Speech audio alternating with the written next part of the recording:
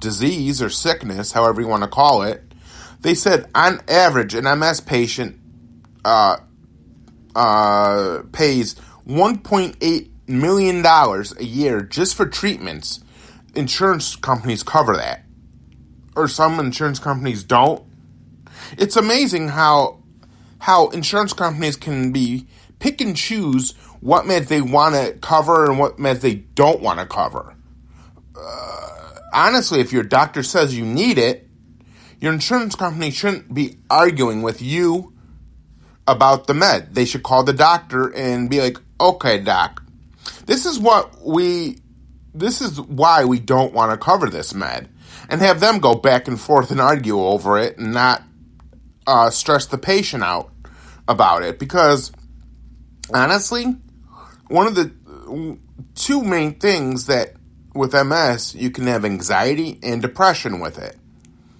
And it's like, yeah, it's very frustrating to have like underlying conditions with the MS on top of it all, and having people say, oh, well, I understand why you're tired, I get it.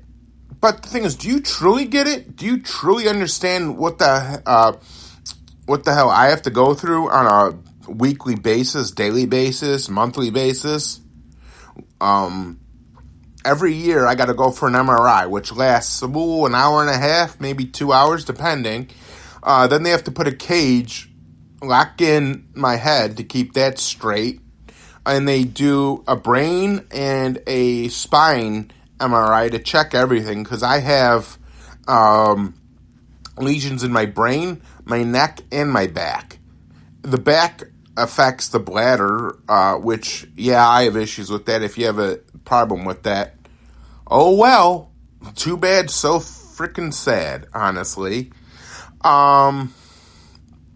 It's like, plus I'm learning to get back into the podcasting world on Spreaker. It's been, a while since I've been on here doing an episode. So, you know what? I thought I would start up again, but with MS support. I did Asperger's support by Dave, which was successful for a while there. And I thought, you know what? Why not do the best I can and do it all over again with a whole different podcast? I've upgraded my headphones since then. I hope the audio comes in clear, loud and clear, which I have a feeling it will once I do the playback and everything else. There's an MS walk every year where the money goes towards actual research in MS, not for advertising fees and whatever else. They actually go for good support, and they help you with, like, let's say you're struggling with getting your meds or for rent or finding doctors. You just call the 1-800 number, and the MS Society is more than willing to help you bend over backwards. They even give you cooling products, because MS patients tend to have a sensitivity to cold or to heat. Basically, I have a sensitivity to the heat, honestly, because in the middle of summer when it's really hot, I have to put a cooling thing on my neck in hopes that I don't overheat. There's many different things with MS that we're going to dive into with this podcast.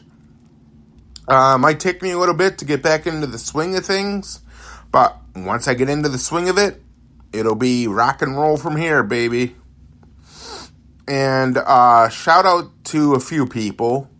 My family, definitely my family. Another shout out to Debbie Daly, who actually has supported me throughout the few years I've known her.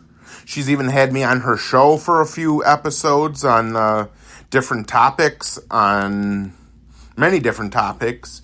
I've done my own show a few times. Steve Rush, he's another one that's been a good person to tell me what's going on here and like what to do, what not to do. there's been many support on Spreaker itself. On and off Spreaker, it's been great. With my support system, I've had a really good support system lately, which is huge when someone gets newly diagnosed with with something along the MS. Because MS could progress into where someone's in a wheelchair down the road, which I'm trying not to do that, because then you got to look for a whole new place to live, a place that's more accessible. But if that time ever comes, so be it. I'll go with the flow then. But right now, I'm still able to walk, talk, breathe, eat, sleep, go to the bathroom.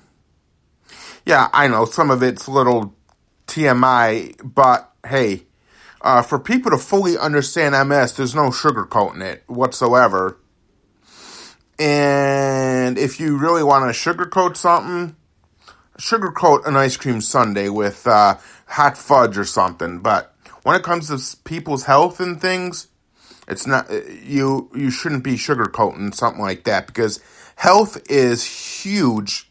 Yeah, your health is big in life. You know, your body is a temple. Yeah, people might not treat it right at times. There's a lot of things out there. And then, I've been having issues with my cognitive thinking lately. Like, if someone tells you 3 words, trying to remember those 3 words, 20 minutes later, it's tough to remember that. I've noticed a little bit a difference with it as the years progressed. This year, it's a little bit tougher. Just a couple weeks ago, I had a relapse with my MS, and I had to do 1,000 milligram infusion of Salimedrol, which is a strong dose steroid, which then it makes you feel like you're bouncing off the walls. You can't sleep for 3 days, which is not fun whatsoever. But the way I see it is, you define MS. Don't let MS define you. Which basically means, in my book, you fight for what you want. If it's healthcare or everyday life, you still fight for everything that you want in life. Life is not easy. People have their problems and their issues. You know, you don't see people wanting pity, sympathy at times. Me, I just want people to have a better understanding of it. And things like that. I don't want people to be like, oh,